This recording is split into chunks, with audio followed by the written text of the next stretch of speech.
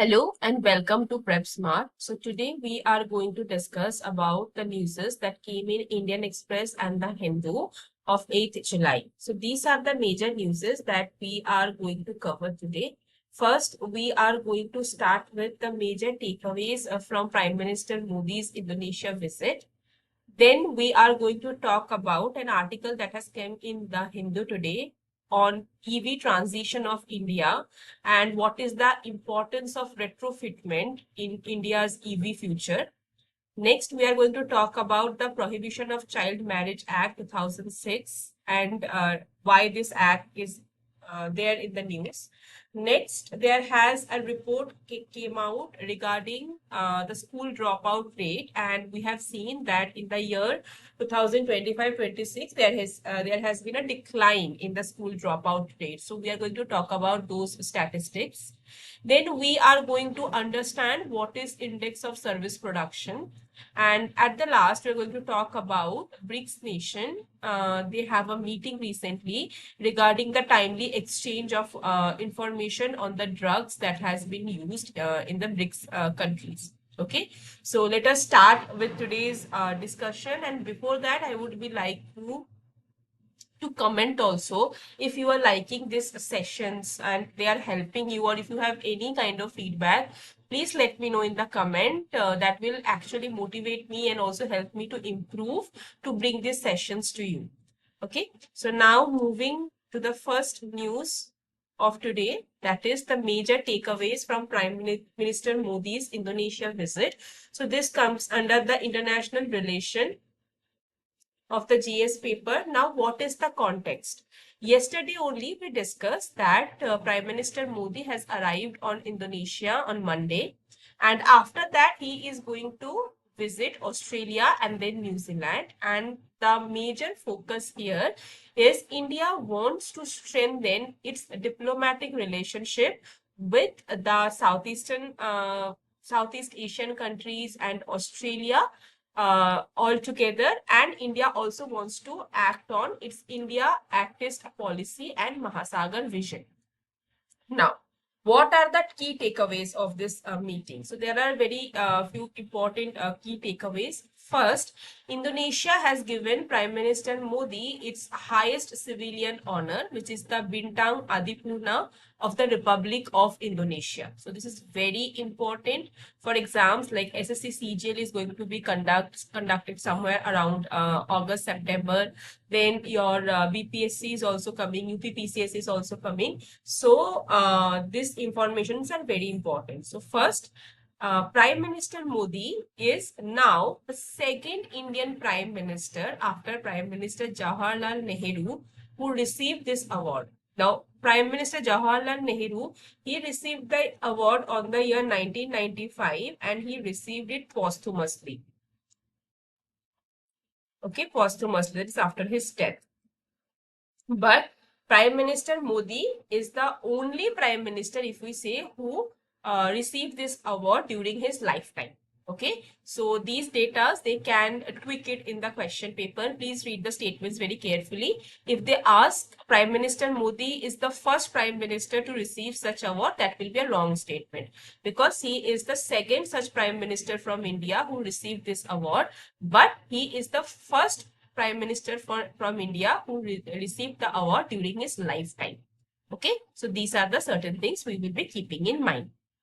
Now, after that, what are the other major key takeaways that is coming? Secondly, India has also mentioned its interest, and also Indonesian president, he has also nodded his agreement regarding India wants to partner for the development of the Sabang. Now, where is this Sabang port located? So, as you can see, this is the Sabang port, which is just at the northernmost tip of Indonesia, present on the Indian Ocean. Okay, now this Sabang port, it is basically just 160 kilometers away from the Great Nicobar Island. So strategically, the Sabang port is very important for us because this also helps India to have a major stronghold near the Malacca Strait. Okay, it helps India to have a major stronghold near the Malacca Strait, and also it helps India to like secure its power over the China's Belt and Road Initiative. Okay, so that is why the Sabang Code is very important. Apart from this, India has also promised to deliver the BrahMos supersonic cruise missile system and the Astra missile system, which is a visual range air-to-air missile system. Okay. And during the discussion, Prime Minister has also discussed about the recent ongoing conflict that is happening in West Asia.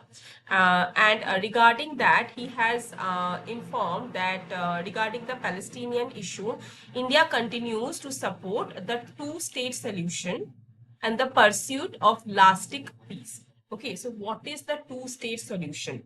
So two-state solution is a very important international relationship point in terms of diplomatic framework. So basically in the two-state solution, what happens, as we know that the two-state solution was proposed, two-state solution. So it's a proposed diplomatic framework to resolve the problem, the tension that is going on between the Israel and the Palestine. Okay, so between the Israel and Palestine, we know that there has been a conflict that is going on since decades. And regarding this, the first proposed plan that was given by United Nations, that is United Nations Resolution Plan on 1947. So first this resolution plan came, and according to this resolution, United Nations proposed for the partition plan that will divide the British Mandate of Palestine into separate Jewish and the Arab states. Next comes the Oslo Accords. Oslo Accords.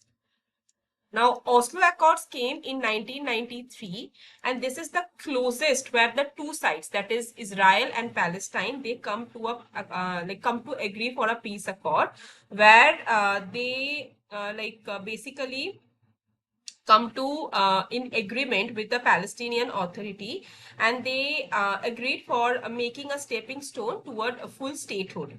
Okay, although later it remained unresolved. And the last was 2002, the Arab Peace Initiative, which was taken by Saudi Arabia to normalize the problem of the Arab world. Okay, so Arab Peace Initiative.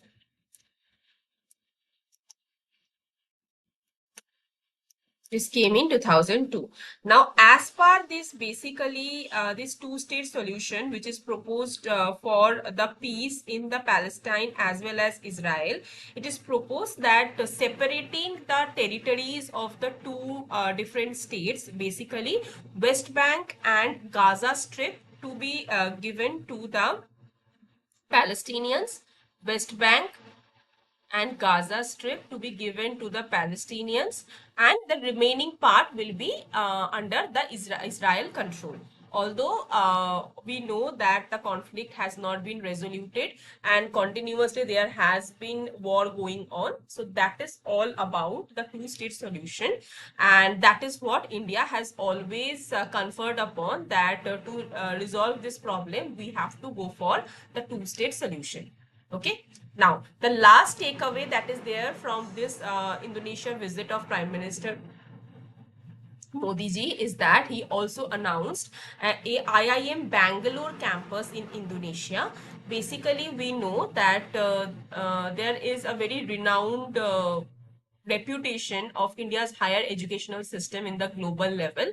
So aiming to internationalize the India's higher education system, Prime Minister has also announced establishment of the IIM Bangalore campus in Indonesia.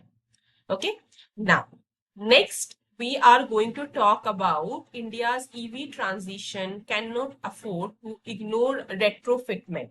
Now, what is this thing? This article has came in the Hindu today, and basically this article has came in the context of India's energy dependency amid the West Asia crisis, right? We know that a large amount of crude oil, that is around 85% of crude oil, India imports from outside countries. And in given such situation, and also recently we have seen certain acts like Essential Commodities Act was being implemented during the shortage of the LNG, right? So India is basically in the very critical situation in terms of energy security, and that is why we have to address the structural vulnerability of the energy economy, and not it is not a temporary inconvenience. Now, in terms of that, what has been given in this particular article, as we can see in this particular chart, although there are multiple schemes that has been introduced in India to promote use of electronic vehicles in India, but still, as you can see that this much amount of vehicles that is available on the Indian road in number of crore is actually currently fueled by the conventional fuel, that is the fossil fuel. Okay, and only this much portion which is going for the alternative fuels, maybe gas, CNG, or EV, that is electronic vehicles, or the hybrid mode vehicles. Okay, so that is why now one of the major concerns that is coming in terms of promoting EVs is that India is a country culturally which has always culturally always promoted the concept of retrofitment. Okay, culturally always promoted the concept of retrofitment. Now, what is retrofitment? Retrofitment means in our household, we can see if anything is not working, it goes bad. So we are not those kind of people, mostly those who go and buy something new and then dump the old items. No, we don't do that. We basically, in most of the Indian household, what do? We try to repair that particular, it could be an instrument, it could be a machinery, it could be something, and we try to get out the most out of that particular investment.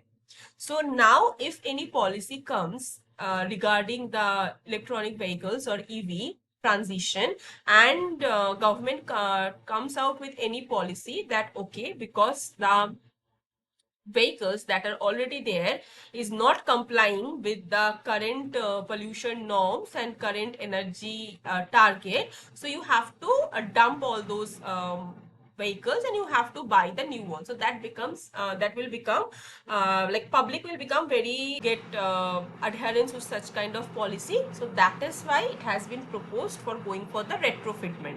Now, what are the advantages of retrofitment? Definitely, as I said, it is cheaper than buying a new vehicle. And secondly, retrofitting extends the life of the existing asset, reduces the problem of unnecessary scrappage, and promotes a circular economy, which India always has been a pioneer of. Okay, so now regarding this, I want you to comment in the comment section below the video that what are the policies that is there in India, what are the names of the schemes in India that promotes electronic vehicles. Okay, please let me know the names in the comment section. Now, what is India's stance regarding the retrofitment and what are the global best practices that we can see? Now, why I am discussing these points will be very important for you for your value addition in the mains. We know that UPSC CSE 2026 mains is just a month away, right? So obviously you don't have that much amount of time if you're giving this year's mains to go and read all the data from the news. So this where it will come handy for you. You can just read it, give 30 minutes of your time and add it as the value addition in your mains answer copy. Now, India's stance in terms of EV transition, first of all, we will be talking about the FAME scheme. Now, what is this FAME scheme? FAME scheme was launched by Ministry of Heavy Industries. Ministry of Heavy Industries. Okay. And this particularly objective of the FAME scheme was to promoting the adoption of EVs. Okay, promoting the adoption of EVs so that people go and buy more and more EVs, and that will eventually reduce the air pollution. That will eventually reduce the air pollution levels, and also it will reduce our dependence on the fossil fuel.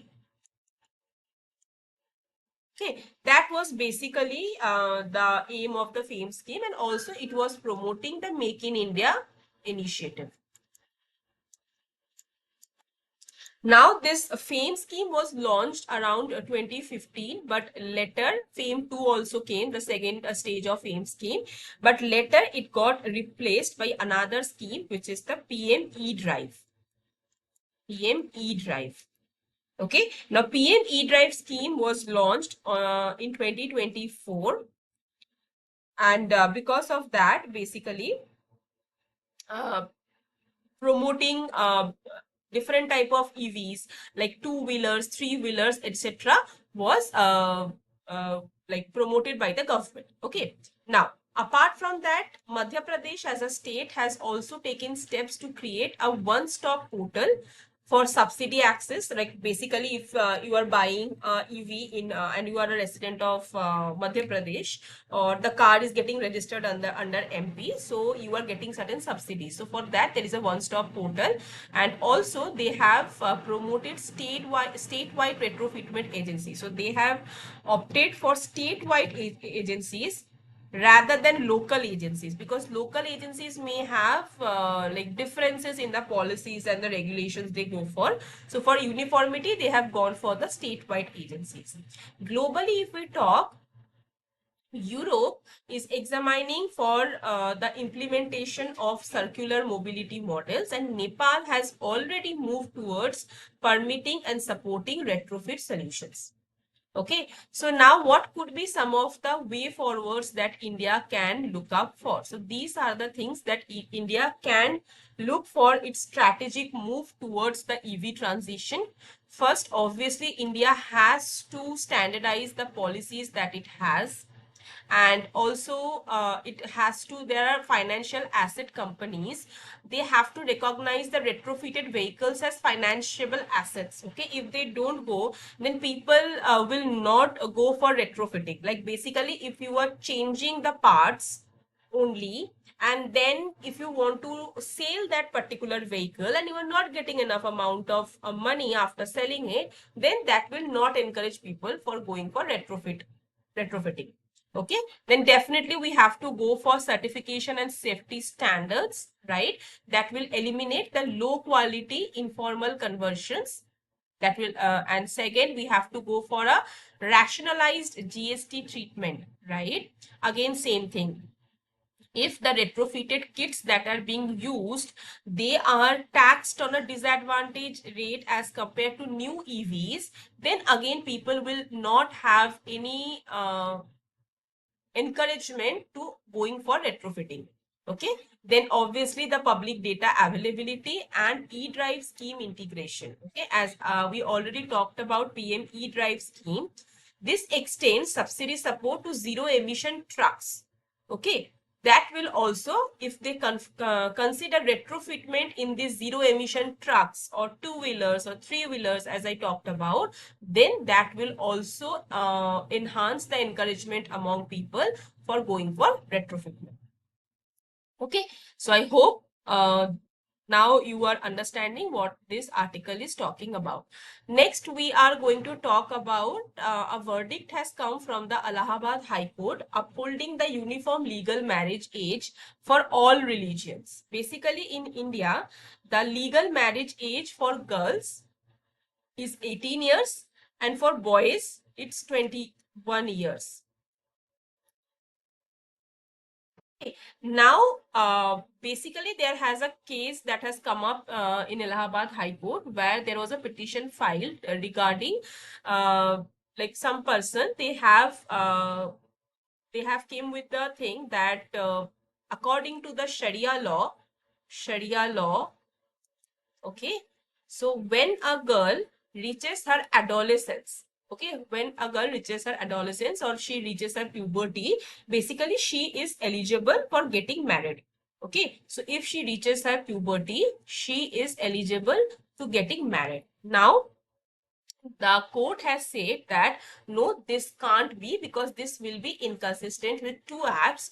First one is the Prohibition of Child Marriage Act, PCMA, and second one is the POXO Act. Okay, now let us little bit understand about the PCMA Act and the POXO Act. First, we will be talking about the PCMA Act. PCMA Act. Okay, now what is the major objective of the PCMA Act? Basically, obviously, to prevent child marriage. Prevent child marriage. Okay, and as I already told you, in India, the legal age for marriage for girls, it is 18 years and above. For boys, it is 21 years and above. Okay, and for that purpose, a particular child marriage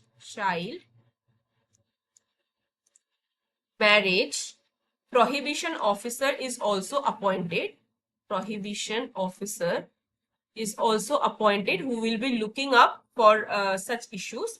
And if somebody becomes guilty under the PCMA Act, found guilty under the PCMA Act, so that particular person will get punishment. Okay, so if it is so who will be like basically found guilty? So if an adult male, okay, somebody who is 18 years old, 18 or above, a male is marrying a girl who is less than 80 years. So he will be guilty.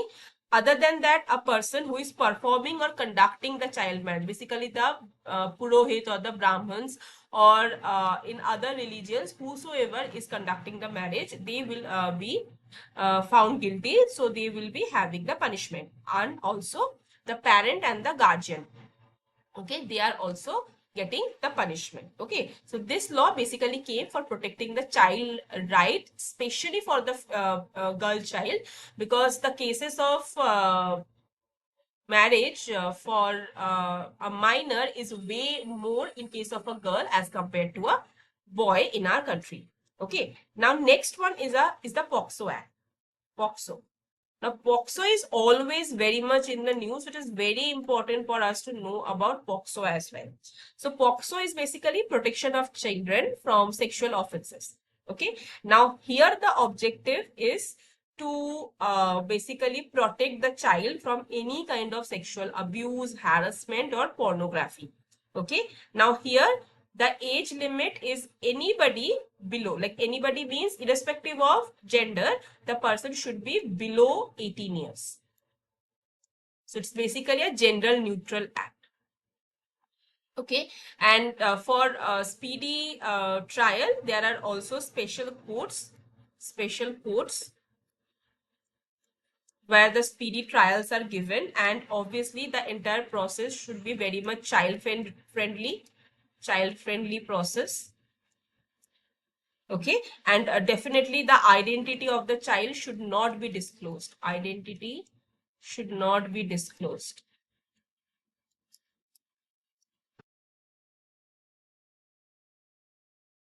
Okay, and also mandatory reporting of offenses is there. So basically both of this, and one more thing, yeah, this particular POXO Act is also comes under the India's obligation under the UNCRC.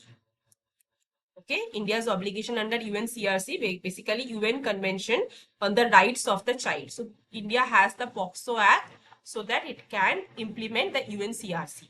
Okay, so this thing we will be keeping in mind.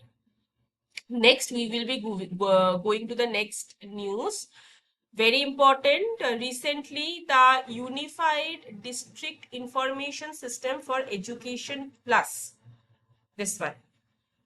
In short, this is known as UDISE Plus. This report for the academic year 2025-2026 has been released by the Union Education Ministry, and it has been seen that there is a downward trend in the dropouts. Basically, school dropouts means any person who is quitting the school during any of the academic year are called the dropouts. So there is a downward trend. That means the number of dropouts has been decreased. Okay, so that's a very positive step. Now, the UTISE Plus measures its reports based on certain indicators. Okay, so these are the all indicators that it look out for: gross enrollment ratio, net enrollment ratio, dropout rate, retention rate, transition rate, pupil is to teacher ratio, what is the gender parity index, and all other things. Okay, so these things also you should be knowing that what are the definitions, because they can ask in the MCQ. Okay, now this particular slide is very, very important. Here I have summed up all the data that has come regarding the UDI SE Plus report 2025-2026.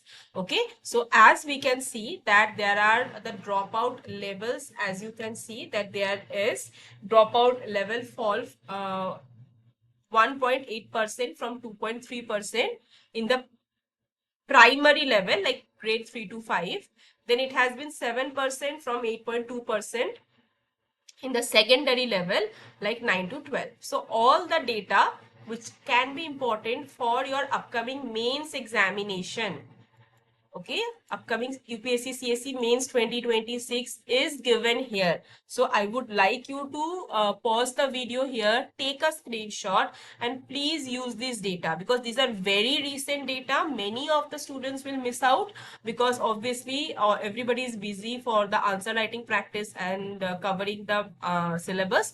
So if you add this, that will be very much helpful for getting better marks. Okay, so digital and physical school infrastructure also, as you can see that the number of computers that having school has also been increased. Internet is now 67.4% schools has internet, 95% schools has electricity, 98.5% schools has girls toilets, and 97.2 schools has boys toilets. Okay, so all these data is very, very important. And in terms of women empowerment also, you can use this data that now 54.9% schools has women teachers, that basically showing gender equality. Okay, okay, so next we are going to talk about index of service production. Now this index of service production is being expected to release from July 2026, and the base year will be 2024-2025. Okay, and who will be the nodal ministry? It will be Ministry of Statistics and Program Implementation. But before that, we have to understand that what is index of service production. So this index of service production, or ISP, as we can say in short, is basically an economic indicator that is going to be introduced in India, right? And it will measure the short-term performance. So monthly the data will be released. Monthly data will be released by Ministry of Statistics and Program Implementation, and this will indicate what is the performance of the service sector in India. Because service sector has around 50% contribution of in the GDP of India. So that is why monitoring that how it is performing month wise is very important for uplifting our economy. Okay, so as you can see that this will cover about 2/3 of the gross value added of the service sector, and different service sectors like information and like IT, transport, hotels, real estate, all of this will be included. But one thing that you should be keeping in mind, that health and education are currently excluded. Okay, so please be very aware. If in any option it comes that health and education will also be included, that will be wrong, because of the lack of the data that is there for the first version. These two sectors of service are now not included. Okay, so that is about your index of service production. And regarding the data, basically data from the GST will be taken to get the base, and it will also primarily base on the annual survey of services sector enterprises, that is ASSS. Okay, so these are the certain things we should be knowing about the upcoming index of service production. Okay, next, the last news that we are going to cover for today is that there was a meeting recently among the BRICS nation regarding the timely exchange of information on drugs. So basically all the BRICS nation, they have adopted the Guwahati Declaration. Okay, Guwahati Declaration, and what is this declaration is about? To strengthen cooperation and prevent and combat illicit drug trafficking. Okay, to combat the illicit drug trafficking and also related organized transnational crimes. So that is the reason they have taken the Guwahati Declaration. And in this particular scenario, India's stance is that India's Director General of the Narcotics Control Bureau has said that India has adopted a zero tolerance policy against drugs and a 3-year, that is 2026 to 2029 roadmap based on network-centric approach. Okay, so this is about the Guwahati Declaration. They can ask you that what was the basically takeaways, or what was the policies that was taken up during the Guwahati Declaration. Okay, so for that you should be knowing that Guwahati Declaration was taken by the BRICS nation, and the major reason was combating the drug trafficking and related organized crimes. Okay, now regarding BRICS, this is a static page. As you can see, I have added this also so that you can revise about BRICS. We know that BRICS is basically a association that was made in 2006 for the challenges of Western dominance to advocate for global multipolarity. Now, the term was coined in 2001 by Jim O'Neill, and the countries that was there initially was Brazil, Russia, India, China, and South Africa. But later, it included Egypt, Ethiopia, Iran, and the UAE. Indonesia was the last addition, right? Saudi Arabia, yet not formalized. So if somebody asks which country was the last addition to BRICS, it is Indonesia. Okay, and also BRICS has its new development bank, which is headquartered in the Shanghai. Okay, it finances crucial infrastructure across emerging markets with equal voting power. Okay, so equal voting power, that's important point for you to remember. And also it pushes for the alternative currencies, basically the move of de-dollarization, so that local currency get prominence in the global trade. Okay, currency swap and conceptualize BRICS Pay blockchain network. Okay, and then these are the global impact and the core challenges also I have added. So please pause the video here, take a screenshot if you need, and also revise the statics as you are going forward. Okay, so yeah, that is all for today's newspaper discussion. Hope you are liking the classes and that is helping you to spend less time for your current affairs preparation and giving more time for your GS optional or any other examinations you are preparing for. Please let me know in the comment section. You can consider joining the channel also by scanning the QR code, or I will also add the group link in the comment. And thank you for watching. Have a nice day.